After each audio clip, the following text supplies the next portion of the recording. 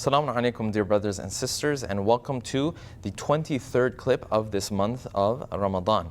In this clip, we're going to discuss verse number 3 from Surah Zumar. This verse is going to talk about the relationship that the people had before the Prophet came with the idols in their relationship with Allah subhanahu wa ta'ala. As we know, the Arab of the time of the Prophet, they also believed in Allah subhanahu wa ta'ala. But they also had these idols that they used to worship. And they used to say that these idols, we worship them because they are going to be our connection between Allah subhanahu wa ta'ala and ourselves.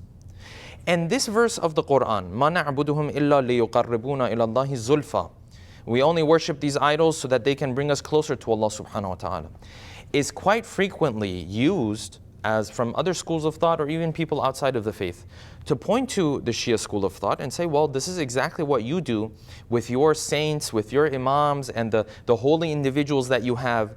You also ask them for shafa'ah. You also ask them to help you with different things, and hence this is the same thing that the verse of the Quran is talking about. And the reality is, if you pay attention to the verse of the Quran is saying that the people of the time of the Prophet used to worship these idols. In other words, they assumed that these idols were independent, number one, and number two, they had to be worshipped in order to play the role that they were going to play. And when it comes to the Ahlul Bayt, our perspective is not that at all. Our perspective is, number one, they are not independent, and of course, the one who thinks that they are independent, this is straight up shirk. There's no doubt about that. They are not independent, number one. And number two, you don't worship them for them to play that role.